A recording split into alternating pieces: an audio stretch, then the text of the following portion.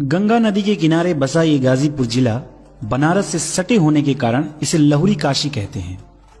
यहाँ के युवा भारतीय सेना में बढ़ चढ़कर भागीदारी लेते हैं और अपने शौर्य का परचम लहराते हैं, इसलिए इसे वीरों की धरती भी कहते हैं।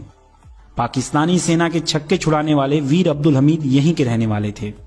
सच्चे प्यार के लिए कुर्बान है गाजीपुर, यारों के लिए यार है गाजीपुर, दुश्मनों के लिए तूफान है गाजीपुर, इसलिए तो लोग कहते हैं बाप रे खतरनाक है गाजीपुर।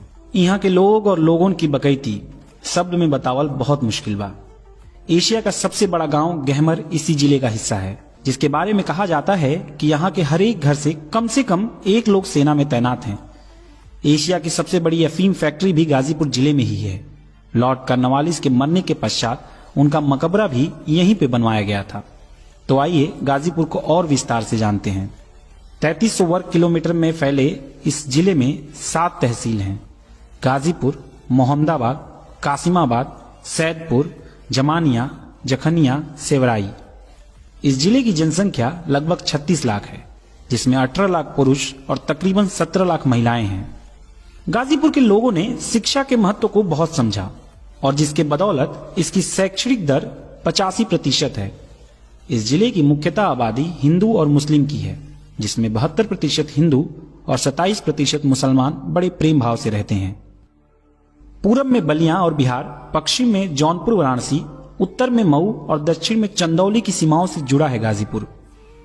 हिंदी और भोजपुरी भाषा का समागम यहाँ की बोलचाल की भाषा को मिठास और अकड़ दोनों देता है। आइए गाजीपुर के इतिहास के जानल जाओ। वैदिक काल में गाजीपुर घने वनों से ढका हुआ था तथा उस समय यहाँ कई संतों के आश्रम भी थे। उस समय इसका नाम गांधीपुर था। इस स्थान का संबंध रामायण से भी है।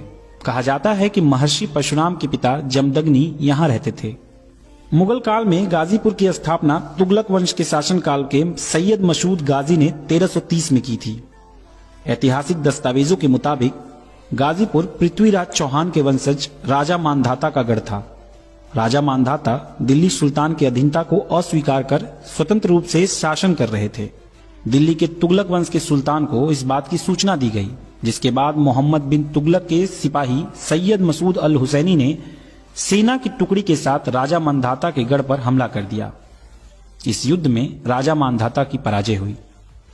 इस जंग में जीत के बाद दिल्ली सुल्तान की ओर से सैयद मसूद अल हुसैनी को मलिक अल सादात गाजी की उपाधि से नवाजा गया, जिसके बाद सैयद मसूद गाजी ने कठौत के बगल में गौशपुर को अपना गढ़ बनाया और इस जगह को गाजीपुर का नाम दिया। गंगा किनारे होने के कारण यहाँ की मिट्टी बहुत उपजाऊ